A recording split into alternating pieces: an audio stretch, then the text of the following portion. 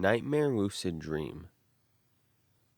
Yo, what's going on? It's someone that's no one, and welcome back to today's report.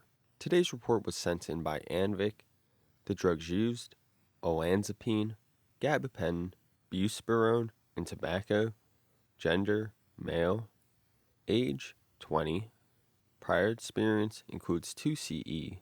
The set, and this is a big one for this, he notes issues, schizoaffective bipolar type 1, CPTSD, panic disorder, ADHD, and medication, Zyprexa 10 milligrams, Gabapentin 800 3 times daily, Buspar 15 milligrams 3 times daily, and the setting at home.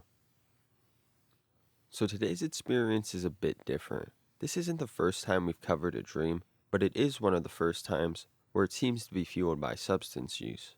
Regardless though, this user had a lot going in that could have influenced this experience. Olanzapine is one we've covered that you could check out. Gabapentin finally makes its introduction here, which I can definitely see how that can influence dream states. But we'll definitely have to get a report of that up by itself soon, and also with Buspirone. We'll go into those some other time and present this report as is.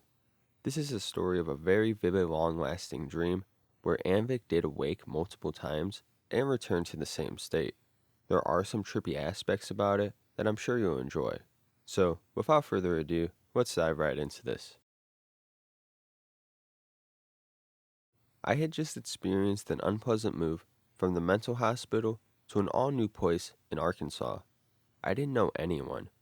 It was a completely unfamiliar situation. I'm sorry for some gaps in the story, but I'll try my best to retell it. One night, I took my night medication like normal and went to sleep. Before I knew it, I was barricaded in my old elementary school with friends from the mental hospitals as well as longtime friends. We all had automatic rifles due to the fact that there were zombies and sentient creatures outside trying to kill us. I remember being in a panicked state. We started to kill many of them. We ran from one barricaded door to the next. It almost felt like it was actually happening, but it all seemed just a little too perfect. We were completely outnumbered, killing them all effortlessly. All of a sudden, I had these magical powers that you would typically see in a movie like Harry Potter. I can control things with my words, which definitely helped out with the zombies. There was this one creature that had the eyes of a deer. They were white with little spots of black in them. They seemed to be scared of me and only me. Daybreak came, and the zombies had been almost completely diminished except for the creature. We went outside to try and hunt it down. Once we found it, we chased the creature up a familiar hill I remembered from other dreams. I remember we passed this one broken down store. This will be important later. Soon, we arrived at the grassy hillside and trapped the creature in a broken down log. I used my powers to wrap vines around his neck. As the creature finally fell to his death, I woke up, distressed and drenched in sweat. I went outside to smoke a cigarette. It was around 3 a.m. After going back inside and falling back asleep, I found myself back at this hill with all my friends. We started walking back to our spot at the school. When we got there, the school was open and no longer barricaded. The dead bodies were gone. It was as if they never existed. School was starting. I met up with a friend that had a bunch of random powder and herb drugs on hand. I decided to snort a line of some random powder drug. I immediately got the rush of panic like I do with 2 CE. The teacher came into the room we were all in, and we all panicked and started to run. That's when I started to go into a hallucinogenic state. Colors were everywhere. They were overwhelming my vision in this weird, lucid world. I started walking back up the road to the hill, but I quickly realized everything wasn't the same.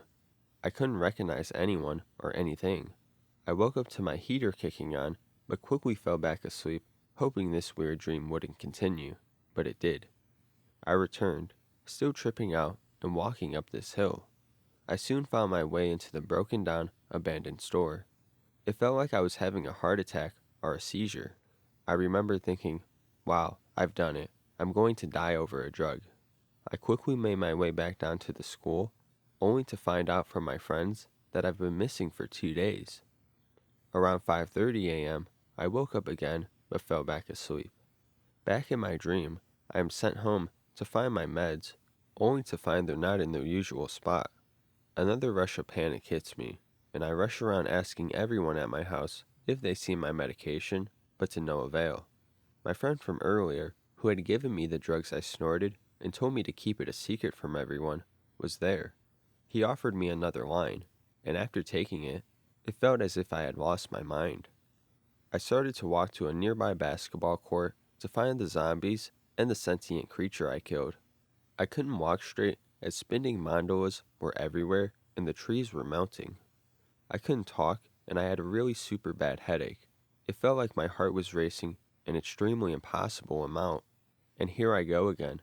I'm going to have another seizure. But all I do is lay down and close my eyes. When I got up, the trip was over, and I asked people how long it happened. Oh, 20 minutes, a couple people say. I wake up this last time. It's 7 a.m., and I'm not going back to sleep.